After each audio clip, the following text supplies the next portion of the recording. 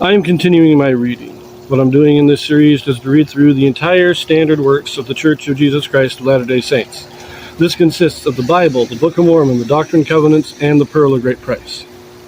I am reading in a chronological order of events, not according to publication or volume, so I will be skipping around a bit as I move along.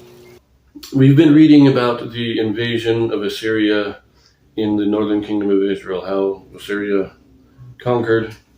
After a 3-year siege, they destroy the city of Samaria, they deport all the Israelites, and they bring in a pile of foreigners to work the land.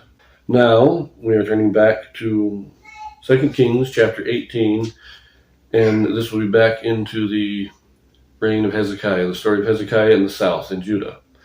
Because Assyria, after they destroy the northern kingdom, moved into Judah to continue their conquest. So we will read about this in 2 Kings chapter 18. We're going to read verses 13 through 37, which will finish out the chapter.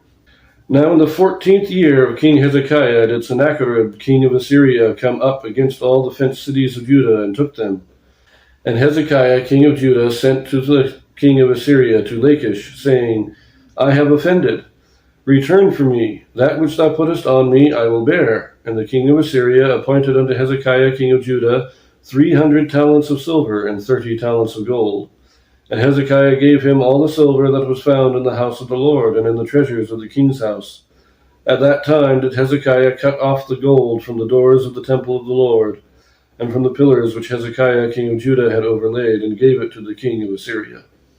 This in the 14th year of Hezekiah. Now the siege of Samaria began in the 7th year and ended in the 9th year. So this is 5 years later, approximately. 5 years after the destruction of Israel, Assyria is invading Judah. Now you'll note, they invade Judah in Lachish, because he sends to Lachish to send this message to the king. Lachish is in the southwest of Judah. This is where the area that Micah is from, the prophet Micah. And I mentioned when I read Micah that Assyria would come in after conquering the northern kingdom of Israel. They would come down and conquer the Philistines along the Mediterranean coast, and then from there move up from the southwest to start conquering into Judah. And Lachish is where they would strike first, the area of Lachish. And so Hezekiah says, look, I'll send you whatever tribute you want, just leave us alone.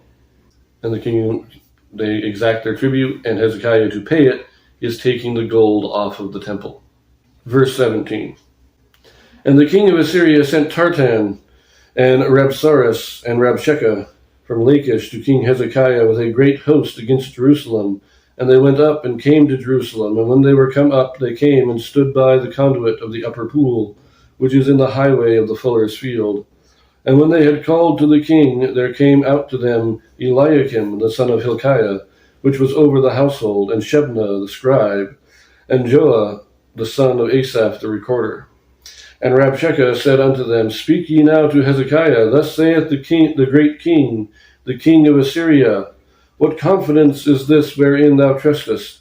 Thou sayest, but they are but vain words. I have counsel and strength for the war. Now on whom do thou trust, that thou rebellest against me?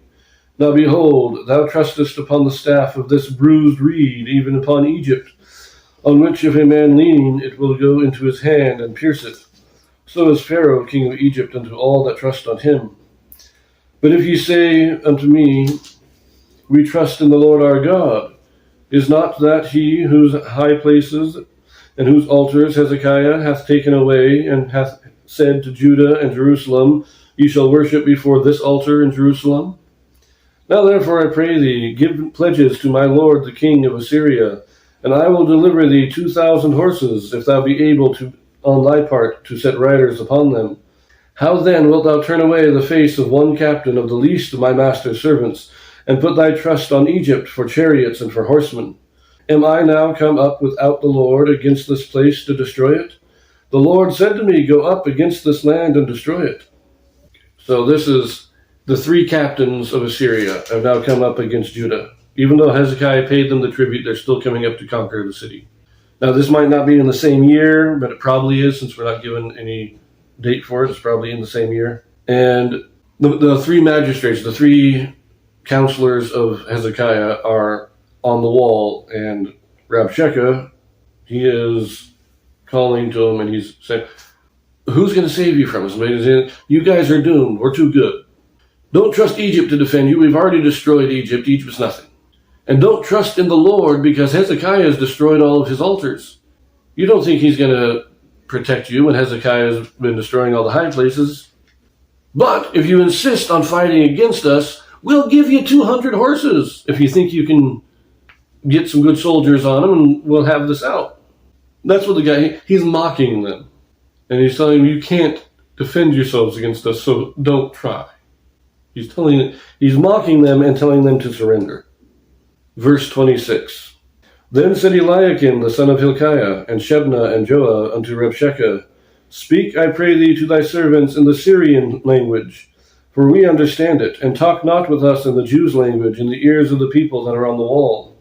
But Rabshakeh said unto them, Hath my master sent me to thy master and to thee to speak these words? Hath he not sent me to the men which sit on the wall, that they may eat their own dung and drink their own piss with you? Then Rabshakeh stood and cried with a loud voice to the Jews in the Jews' language, and spake, saying, Hear the word of the great king, the king of Assyria. Thus saith the king, Let not Hezekiah deceive you, for he shall not be able to deliver you out of his hand. Neither let Hezekiah make you trust in the Lord, saying, The Lord will surely deliver us, and this city shall not be delivered into the hand of the king of Assyria.